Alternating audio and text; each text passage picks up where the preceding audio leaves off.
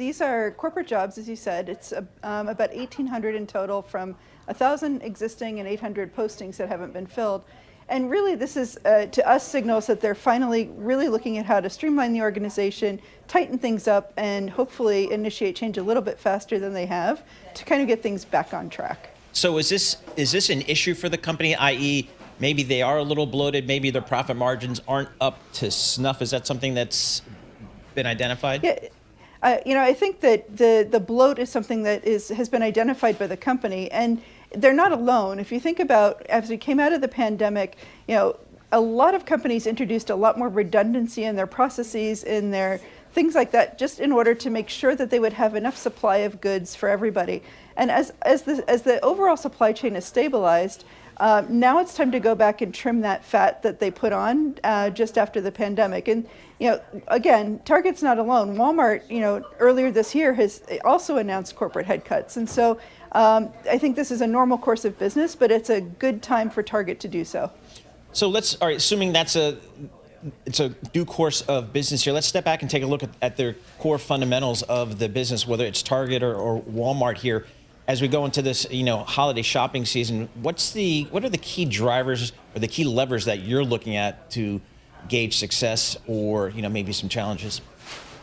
Yeah, I think one of the things that needs to be kind of reiterated about Target's decision is that it doesn't impact the client-facing part of the business. And so that won't affect their seasonal hires. It won't affect their number of employees in stores. And when you're looking at broader retail coming into that holiday season, success is really going to hinge on making sure they have enough of the inventory in stock, that they've made good calls on what the items are that they're carrying, but also that customer support and experience. And so, those are the things that we're going to be looking for as we get closer to the holiday season.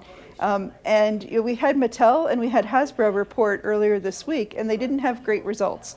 And part of that is reading into toy demand for the holidays.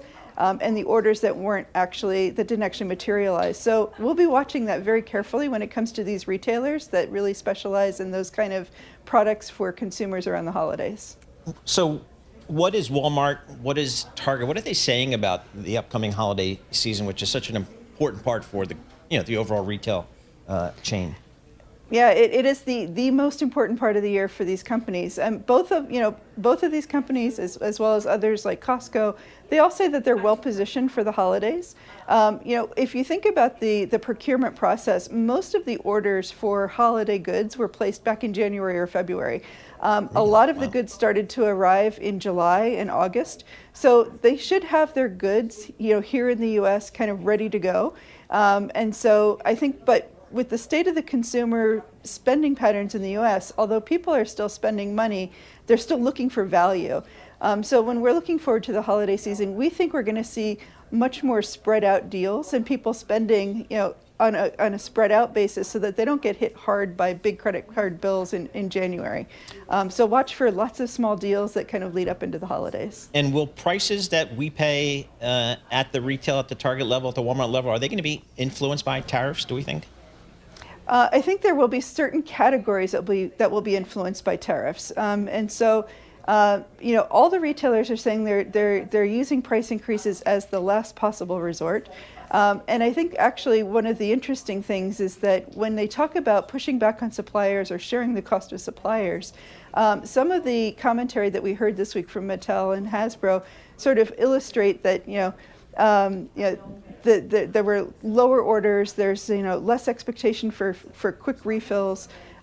So it'll be interesting to see where that how effective those companies are at negotiating other ways to manage tariffs before they put price increases in. But in some areas, it's going to be impossible not to pass something through.